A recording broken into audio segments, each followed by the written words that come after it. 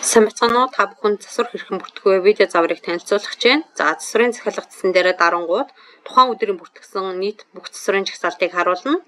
За засвар бүртгэх гэдэг тавчин дээрээ дарлаа. Бүртгэх машиныхаа улсын дугаарыг орууллаа. За автоматар мэдээлэл бол автоврын үндэсний төвөөс татагдаж харагддаг. За энэ болохоор тухайн машиныг манай системийг ашигладаг өмнө нь ашиглаж исэн газар мэдээллийг татчихсан учраас ингээ мэдээлэл нь автоматар бүглэгдэж харагдаж байна гэсэн үг. За хэрвээ татагдаагүй машин байх юм бол машины мэдээлэл олцсонгүй гэсэн энэ мессежийг харуулж байгаа. Энэ нөхцөлд энэ мэдээлэл татах гэсэн товчийг дардгаа.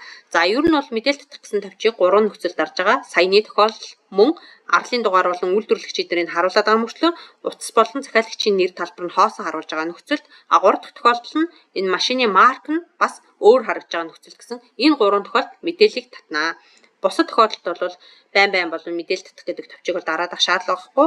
Энэ мэдээллийг татах гэдэг товчны даралт бүр нь 88 төгрөгөөр тооцогдож автоврын үндэсний төвийн хураамж байдлаар очдог гэсэн. За үндсэн засвар хэсгээр бүх бүртгэсэн засваруудын мэдээллийг харуулна.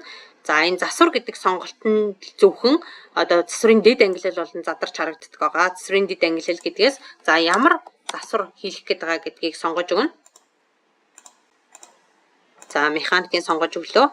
За хэлэх үйлчилгээний товч хэсэг дээр тухайн машин дээр ямар асуудал тулгараад байгаа вэ гэдэг харилцагчийн асуудлаа бол бүртгэж өгч болно. За ингээд засвар нэмэх гэдэг энэ цэнхэр товч бол энэ хуудсан дээрээ хит хитэн засварыг нэг дор бүртгэх боломжийг олгож өгч байна. За ингээд засвараа бүртгэж. За засвар нэмэх болон нэмэлт засвар бүртгэх гэсэн энэ товч бол яг ижилхэн. За засвар бүртэн харьяалагдах сэлбгүүдийг болж өгвөл ингээ хамааруулаад бүртгүүл зүгээр байдаг. Сэлбэг нэмэх гээд. За одоо чинь босоод хэмжүүлэгч солих байгаа учраас босоод хэмжүүлэгч гэсэн сэлбгээ хайлаа. За эндээс за ингээ 2 ширхгийг авъя гэд сонгоход оруулчих. За тэгэнгүүт энэ 2 ширхэг бишээ одоо буцаад 1 ширхэг юм байна гэх юм бол энэ дээр нь тоог нь өөрчлөөд хадгаллаа. За ингээд ажлын хуудсыг үүсгэлээ. За бүх засвар эхлүүлэх гэсэн энэ хоёр товч бол ер нь бол агуулгын хувьд л ижилхэн бүх энэ хоёр засварыг зэрэг эхлүүлэх үү эсвэл засвар тус бүрээр нь эхлүүлэх үү гэдгээрээ л ялгаатай гэсэн үг. Ер нь бол бүх засвар эхлүүлэх гэдэг энэгээр явуул зүгээр байдаг. За засвар эхэлсэн цаг минутыг харуулж байна.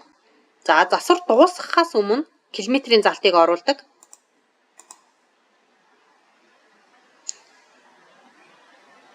За ингээ бүх засвараа дуусгалаа. За бүх засвар дуусгангууд төлбөр төлөх боломжтой байгаа. За нөөттэй дүнгээр бодох уу, нөөтгүй дүнгээр бодох уу гэдэг чекээс хамаараад үнийн дүн бол өөрчлөлт авж байгаа. За төлбөр төлөх цонх нь нийл. За тухайн энэ 105,000 төгрөгийн сэлбэг нь хөнгөлөлттэй мөн хөнгөлтгүй мүү гэдгийг нь бол сонгож өгч байна. За ингээ 10% хөнгөлөлтөө үлдээд үлдэгдэл төлбөр буюу 95,500 төгрөгийг за дансаар 50,000 төгрөгийн шийдвүүлсэн. Хувааж төлөх бас боломжтой.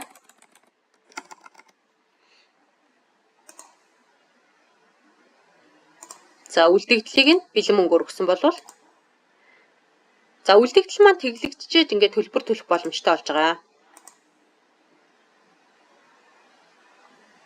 За төлбөр төлөгдчихэж энэ маань одоо энэ нь шүү дээ тий. Босоод тэнцвэл компьютер юу сольсон гэд засвар маань дууссан, төлбөр маань төлөгдсөн төлөвтэй байна. За дэлгэрэнгүй гэдэг дээр нь дарж байгаа тухайн хуудасаа нэгэд харчна. За ингээд засвар бүртгэх маань процесс маань төлбөр төлөгдсөнөөр бол дуусж байгаа.